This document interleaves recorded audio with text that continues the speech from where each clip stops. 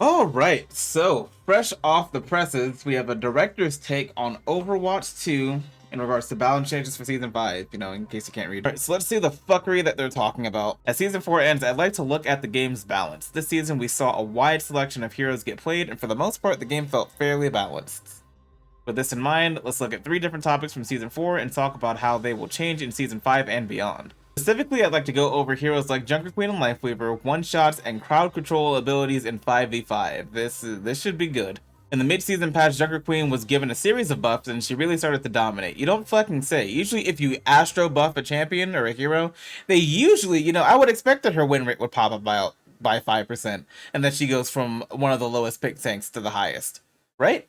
Like, they buffed her to the fucking moon. And then the next sentence for most skill tiers, Quinn and Reinhardt were the 2 most picked tanks, for the latter half of the season. Yeah, generally, if you have the tank that was the most buffed, and then the other tank that was the most buffed for the previous patch, they might be the most picked. Who fucked?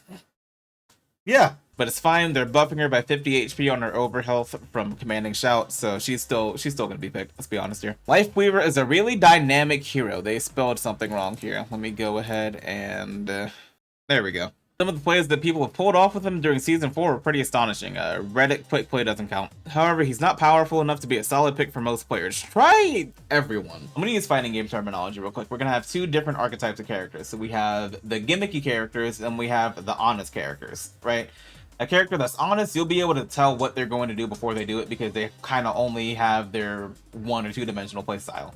Moira, for example, is a very honest character. She's either going to heal or she's going to kill. There's no in between. She doesn't have any type of utility or any of that. That's what makes Moira such an honest character, right? Then you have the opposite. Then you have Lifeweaver, who has a whole bunch of utility, a whole bunch of gimmicks. The issue is that everything about him sucks. His healing isn't good, his damage isn't good, his platform sucks, he has a giant fucking hitbox, his tree is actually okay, but he gets one-shot by EMP. His dash is underwhelming and his life grip sucks. So what's the point of this? What's the point of playing him?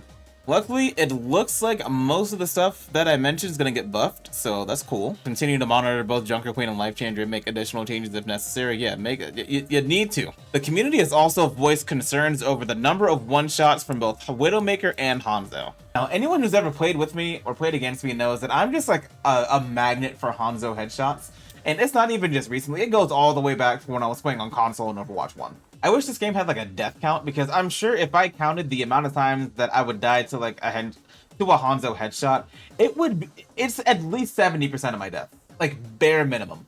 Widow to a point as well, but Widow's a lot more difficult to pioneer than Hanzo is. She's a lot less forgiving as well when it comes to getting kills and popping off. Obviously, a good Widow can control the entire pace of the game, and quite literally can control entire maps too. Her damage fall off going from 70 to 100 meters to 40 to 60 meters is kind of insane. And the damage fall off scaler also going from 30 to 50% is kind of nuts.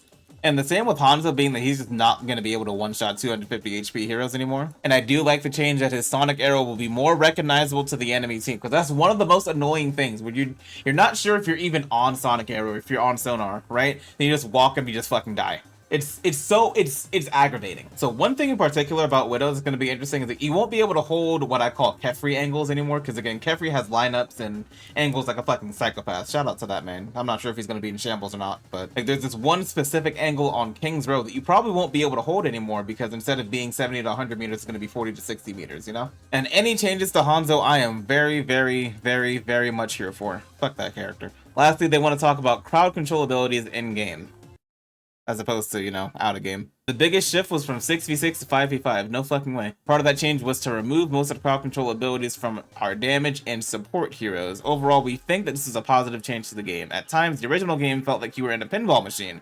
Ain't that the fucking truth? I'm sure we've all seen that XQC clip where he was just in stun lock for like a solid 30 seconds. That's not even exaggeration. That's how the game felt initially. For years, mind you. They're giving Mei and Cassidy more soft CC, or soft crowd control, being that Mei's slow is going to be a lot more effective than it was before, and Cassidy's little flashbang grenade magnetic fucking thing going to deal less damage, apply a slow, and block movement abilities. Wow, it's almost like a flashbang or something weird, right? There was a point in time where you couldn't play Tracer, Genji, Sombra, basically any flanker into a Cassidy or into a Roadhog, into a Brig, whatever. Not just because of their Not just because of their CC, but because of their one-shot potential. Flashbang, headshot, Break could one-shot you from a combo. Hog would hook you, then one-shot you. Don't even get me fucking started on Hook 1.0, right? But again, all those are hard CC. We'll see how soft CC works in the game. It looks like, again, overall, they're trying to shift from one-shot potential to more utility potential. So we'll see how that goes. I'm interested to see how it'll pan out. Let's not forget, for months, it was Blue Beam Sojourn Watch, and Blue Beam Widow Watch, and Blue Beam, not Hanzo, but Blue Beam Ash Watch, you know? On just the DPS side anyway. And then whenever we move on from one-shot heroes, we go on to dive, and the easiest way to counter dive is by hard CC, soft CC, or just some type of peel in general. So although it is a slippery slope that they're trying to do, the main reason why they're buffing the utility and buffing the soft CC is because once we move away from one-shots, we are instantly going back to dive. It's not even fucking close. This little halfway meta we have with brawler comps, with Junker Queen and Reinhardt, that's gonna last for maybe another patch, and then we're going right back to dive. A lot of people are already playing Winston again, or trying to force Winston into Junker Queen. It doesn't usually work most of the time, but yeah, interesting changes overall. I'm still waiting on the Sombra rework to pop up, so keeping an eye out for that. And yeah, that's about it.